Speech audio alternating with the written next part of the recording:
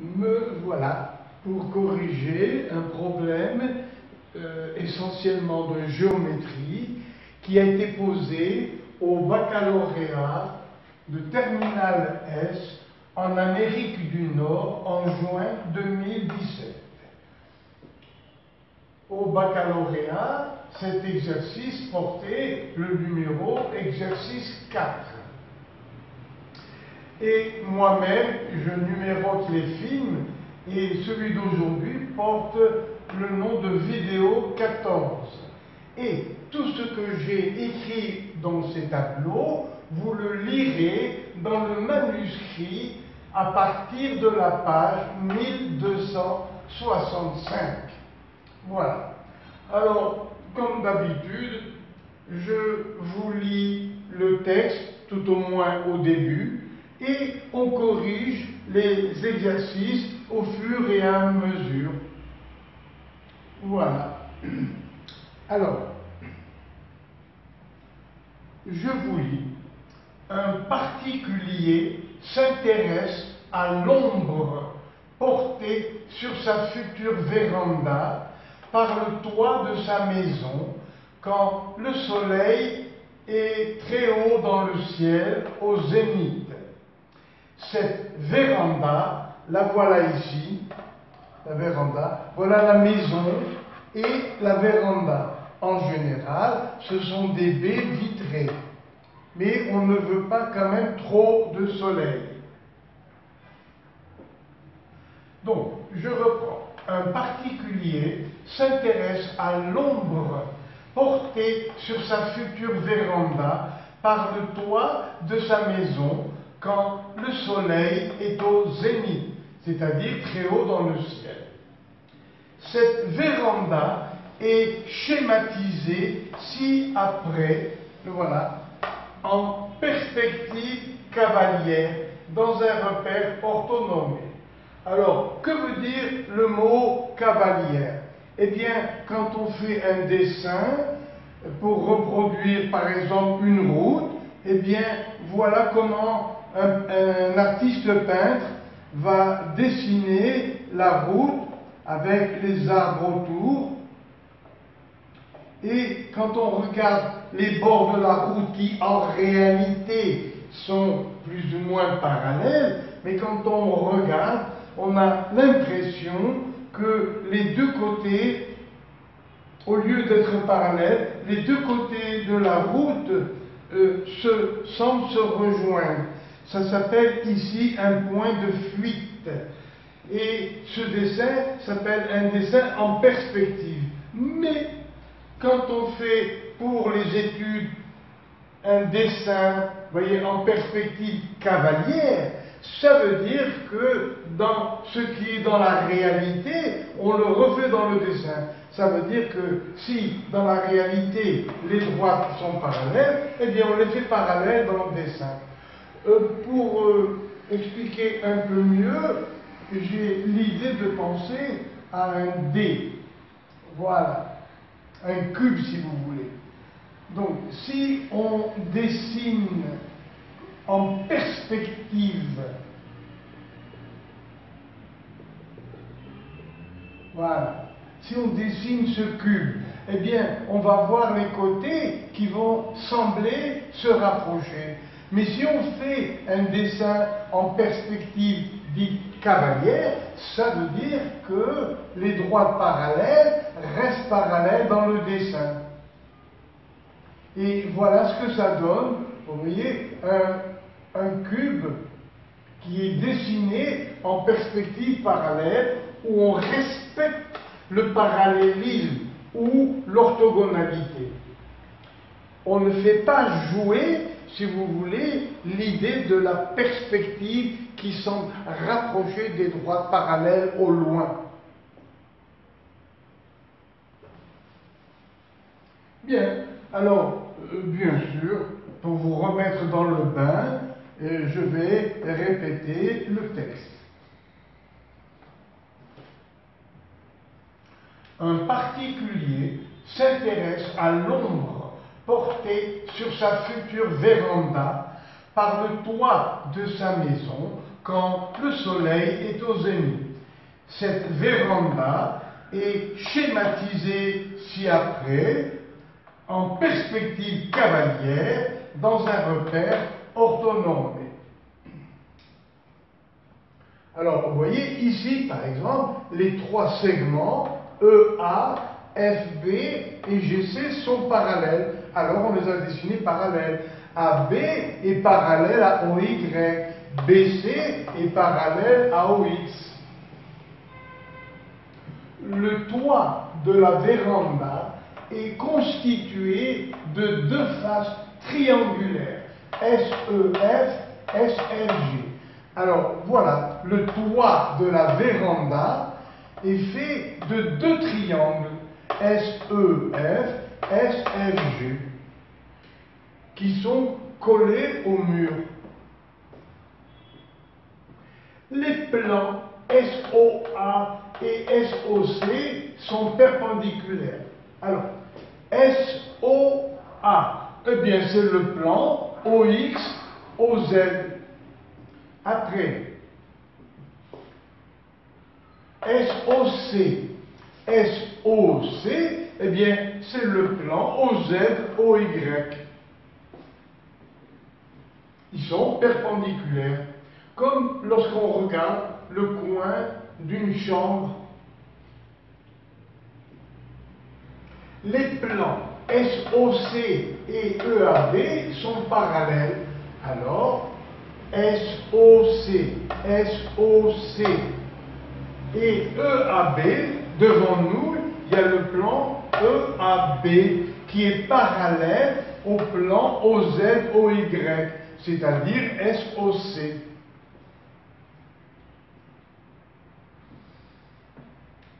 Alors, de même que les plans SOA et GCD, qui sont parallèles. Alors, SOA, ce plan, c'est-à-dire OZ-OX, est parallèle au plan BCGF. Voilà, donc la base de la véranda, vous voyez, elle est carrée, avec OA égale OC, et l'angle droit ici, bien sûr. Nous avons une base plutôt, disons, rectangulaire, et voilà ce que ça donne. Ça donne donc des plans parallèles. SOA est parallèle à GCD. Le plan EAB est parallèle au plan SOC.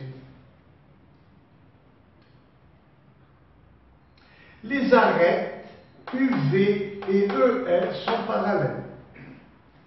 Les arêtes UV, c'est le toit de la maison. Et EG et EF sont parallèles. Alors, les arêtes UV et EF, par hypothèse, sont parallèles. Le point K, le voilà, le point K appartient vous voyez, au segment SE. L'ordonnée de S, c'est 3 mètres et demi. L'ordonnée de E, c'est 2 mètres et demi. Donc vous voyez que SE est incliné. L'ordonnée de, vous voyez, ici, la hauteur AE parallèle à OZ, ce n'est pas l'ordonnée ici en perspective, ici ça s'appelle la côte. C'est vous voyez, la distance parallèle à OZ, on l'appelle la côte. Alors, la côte de E, c'est 2 mètres et demi. C'est-à-dire Z du point E, c'est 2,5 parallèle à OZ. Et Z du point G, c'est également 2 mètres et demi. Z du point F, c'est 2 mètres et demi. Alors, reprenons. Les arêtes UV et EF sont parallèles. Les arêtes du toit UV et EF sont parallèles. K appartient à SE. K est un point de ES. Et que fait ici UK? Eh bien, c'est la direction de la lumière. vous voyez, du Soleil, SK. Le plan UVK, le plan UVUK, UVK. Voilà, le plan fait par UV avec UK coupe. Le plan UVK coupe la véranda en deux zones, deux régions. L'une éclairée qui est devant nous et l'autre qui est dans l'ombre. Pourquoi? Parce que c'est le toit de la maison qui va donner de l'ombre dans cette partie de la véranda où j'ai hacheré, vous voyez, avec du bleu ici.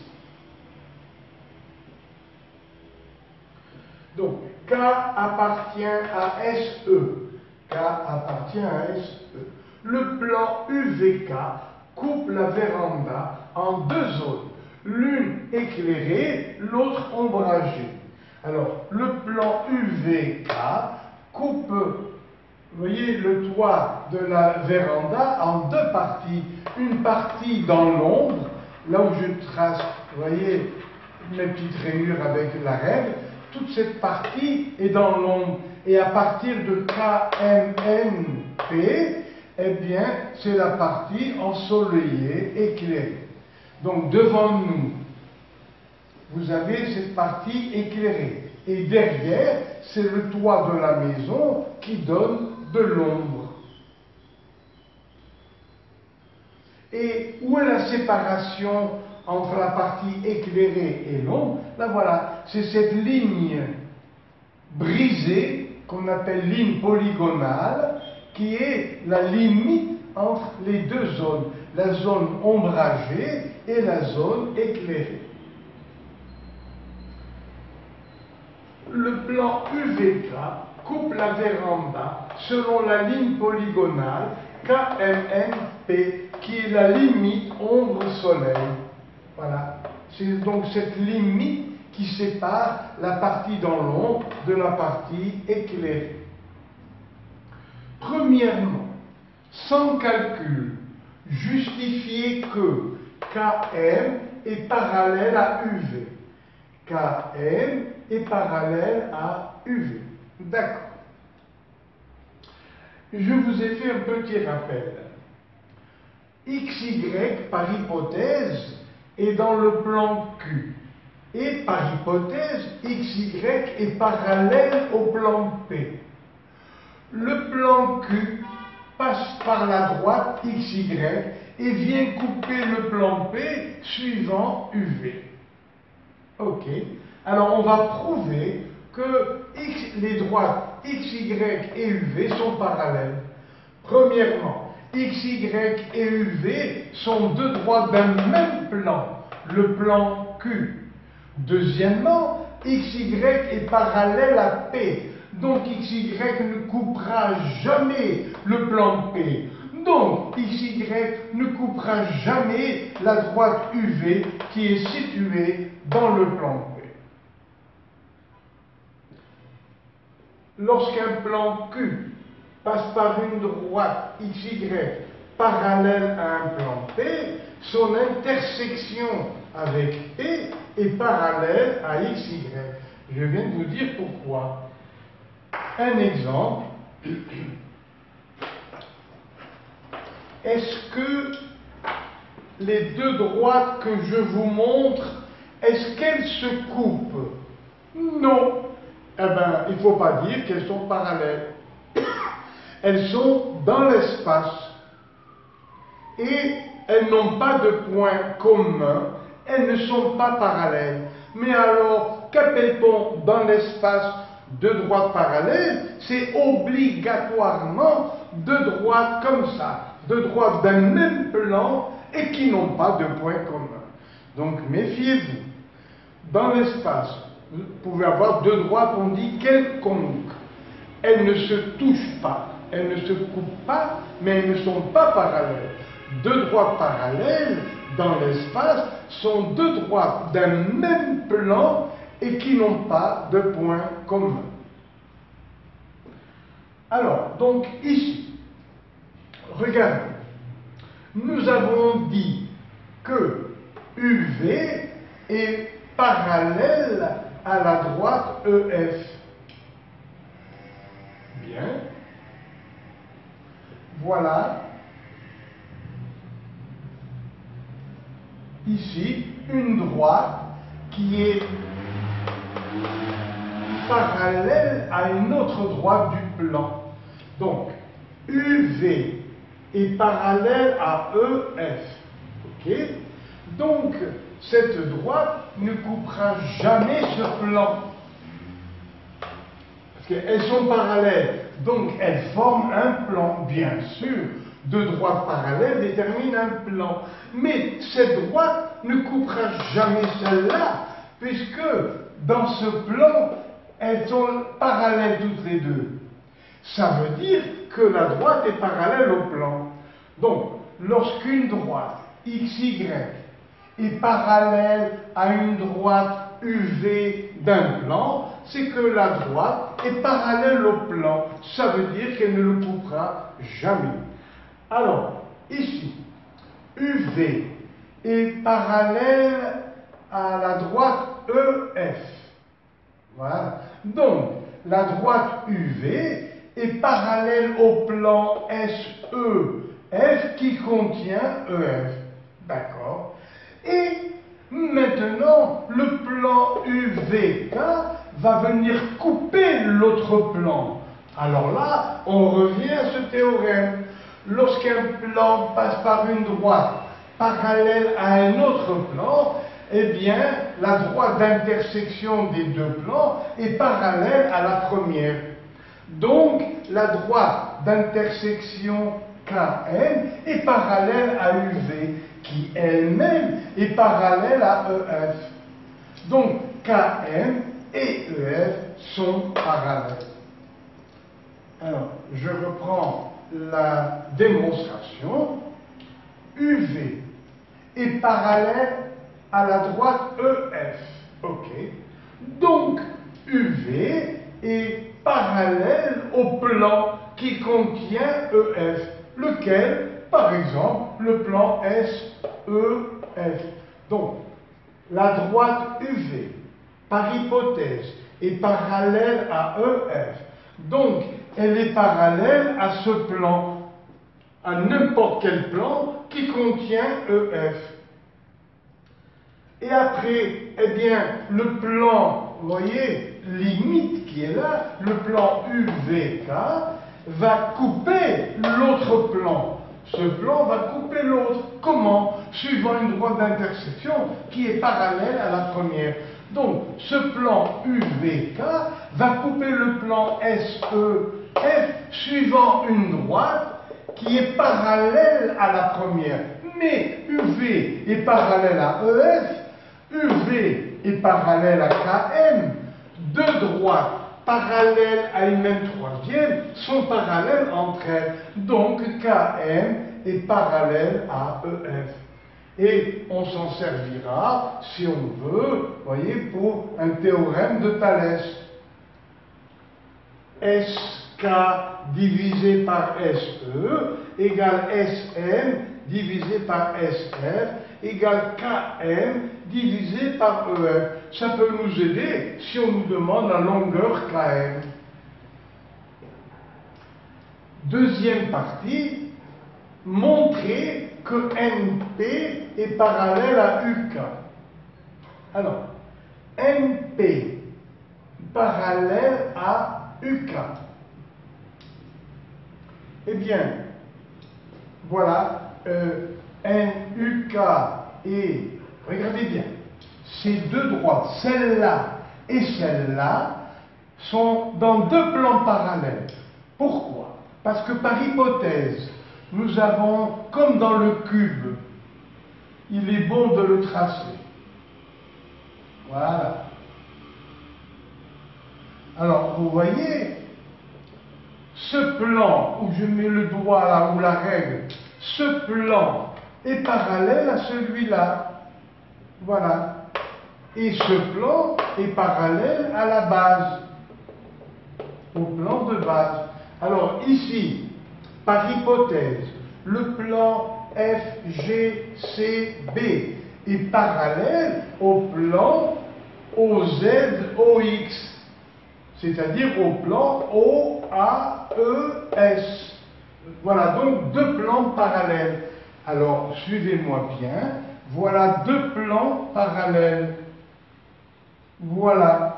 Et alors, il y a un troisième plan qui vient découper les deux. D'accord? Si deux plans sont parallèles, tout plan qui coupe l'un, tout plan qui coupe l'un coupe l'autre.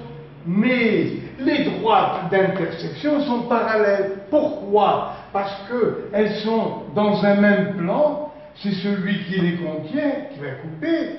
Elles sont dans un même plan, c'est le troisième qui vient découper, et elles sont dans deux plans parallèles, ce qui fait qu'elles ne se couperont jamais. Voilà encore deux droites d'un même plan qui n'ont pas de point commun, parce qu'elles sont situées dans deux plans parallèles. Alors ici, regardez, le plan UVK coupe le plan FGCB suivant NP. Ce plan coupe l'autre plan OAES, c'est-à-dire OZOX, suivant la droite UK. Donc, le plan UVK coupe deux plans parallèles. Celui-là qui est parallèle au plan OXOZ. Donc, les intersections sont parallèles. Voilà, alors nous allons bien sûr passer à la suite, le temps de déplacer la caméra.